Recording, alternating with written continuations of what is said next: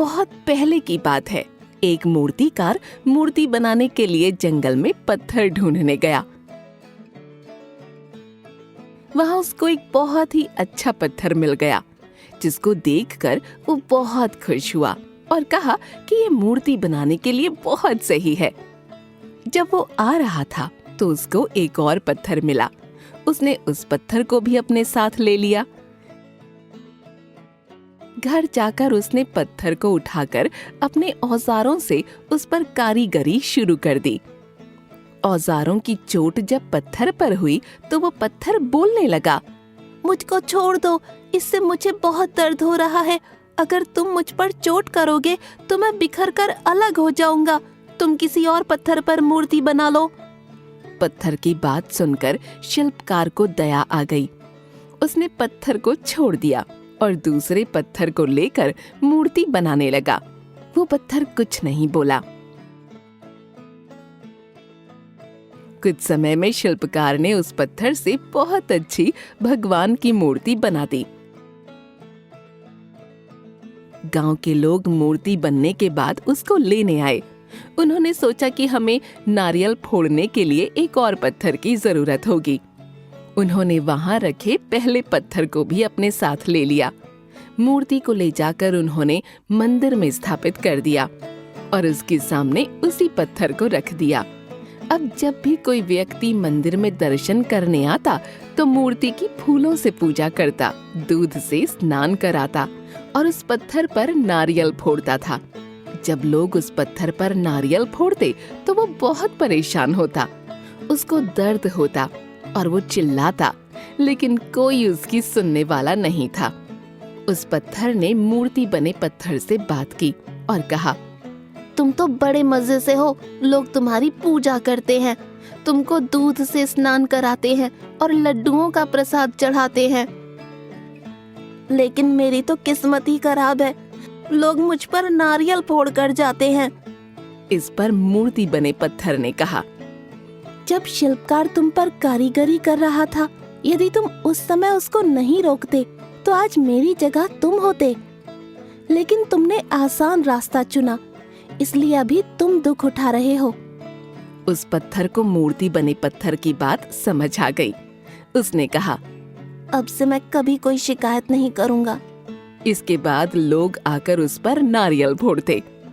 नारियल टूटने से उस पर भी नारियल का पानी गिरता और अब लोग मूर्ति को प्रसाद का भोग लगाकर उस पत्थर पर रखने लगे। इस कहानी से हमें ये सीख मिलती है कि हमें कभी भी कठिन परिस्थितियों से घबराना नहीं चाहिए। एक पेड़ था। वह एक छोटे लड़के से बहुत प्यार करता था। लड़का रोज पेड़ के पास आता और पेड़ के पत्ते इकट्ठे करता था। पेड़ पर बहुत सुंदर फूल लगते थे। वह फूलों को इकट्ठा कर उनकी माला बनाता था। वह पेड़ के तने पर चढ़ता और उसकी शाखाओं से झूला झूलता। वह पेड़ के फल खाता और उसके साथ लुका छिपी खेलता। जब वह थक जाता तो पेड़ की छांव में सो जाता। लड़का भी पेड़ से बहुत प्यार करता था। समय बीतता गया। लड़का जवान हो गया। वह अब पेड़ पर खेलने नहीं आता था। पेड़ अकेले दुखी होता रहता। एक दिन जब लड़का आया तो पेड़ बहुत खुश हुआ। लड़के ने पेड़ से कहा, मुझे पैसों की ज़रूरत है, क्या तुम मुझे कुछ पैसे दे सकते हो? पेड़ ने कहा, पैसे तो मेरे पास है नहीं, तुम मेरे फल तोड़ लो और उन्हें बाजार में बेच दो, इससे तुम्हें पैसे मिल जाएंगे। लड़का सब फल तोड़कर ले गया। पेड़ अब भी खुश था। कई साल बाद वह युवक फिर पेड़ के पास आया। मेरी शादी होने वाली है, मुझे एक मकान चाहिए, क्या तुम मुझे एक मकान दे सकते हो? उसने पेड़ से कहा।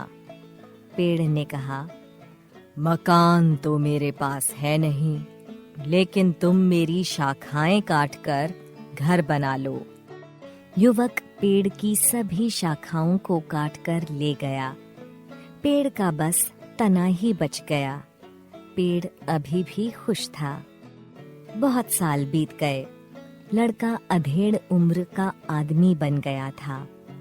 एक दिन वह फिर पेड़ के पास आया और बोला, मुझे मछली पकड़ने के लिए नाव चाहिए। मुझे नाव दे सकते हो? पेड़ ने कहा, नाव तो मेरे पास है नहीं, मेरा तना बचा है, उसे काटकर नाव बना लो। आदमी ने पेड़ का तना काटा और उसकी नाव बनाई। पेड़ अब भी खुश था।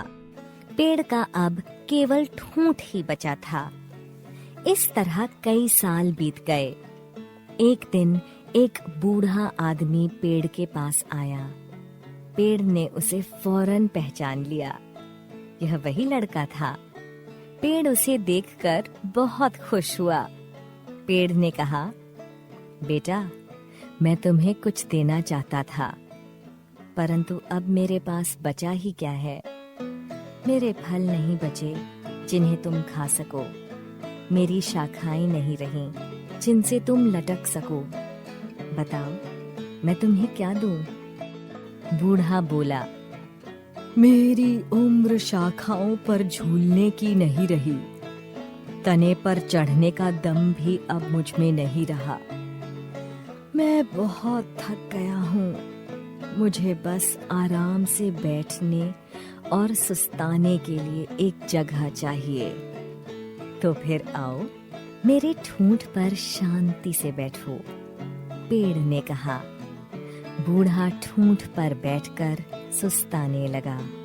पेड़ अब भी बहुत खुश था।